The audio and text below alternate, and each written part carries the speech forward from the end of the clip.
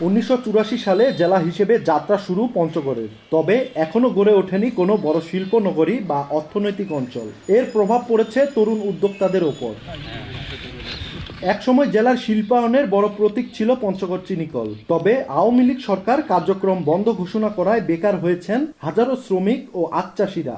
ছোট পরিসরের বিসিক শিল্পনগরী থাকলেও তা কর্মসংস্থানের চাহিদার তুলনায় অপ্রতুল।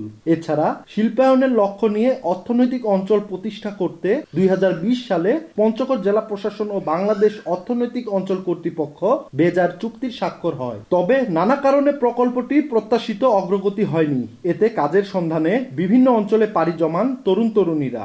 অর্থনৈতিক অঞ্চল প্রতিষ্ঠিত হবে আমরা আগে থেকে শুনছিলাম, লোক আসে কিন্তু প্রতিষ্ঠিত হচ্ছে না। এইখানে অর্থজনটা হলে আমাদের যুব সমাজের জন্য অনেক ভালো হবে। নতুন কোনো ইনভেস্টর আসে, ইনভেস্ট করলে বেকারত্বের জায়গাটা কমে আসবে। করোনা বা যে কোনো ভাইরাসের এগেইনস্টে ফাইট মানি ব্যাকট্রলের লেফট রাইট। সম্প্রতি মালয়েশিয়ার একটি ব্যবসায়ী প্রতিনিধি দল নিয়ে দেবীগঞ্জের সম্ভাব্য অর্থনৈতিক অঞ্চল এলাকা পরিদর্শন করেন পানি সম্পদ প্রতিমন্ত্রী ফরহাদ হোসেন আজাদ। সরকারি উদ্যোগে অঞ্চলটি দ্রুত বাস্তবায়ন হলে সৌর বিদ্যুৎ সহ বিভিন্ন খাতে বিনিয়োগের সুযোগ রয়েছে বলে মনে করেন তারা। এই এলাকার উন্নয়নের জন্য সামগ্রিক হয়ে কি করা যায় সেই বিষয়ে মাননীয় প্রধানমন্ত্রী নির্দেশনা দিয়েছে।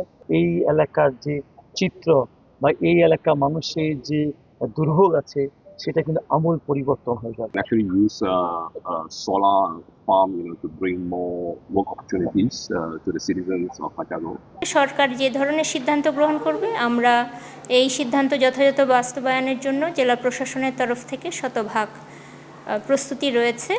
602.42 একর জমিতে বাস্তবায়নের পরিকল্পনা থাকলেও সংশোধনের পর বর্তমানে দেবীগঞ্জের দারারহাট আশ্রয়ণ প্রকল্প এলাকায় প্রায় 217 একর জমিতে অর্থনৈতিক অঞ্চল গড়ে তোলার উদ্যোগ নেওয়া হয়েছে।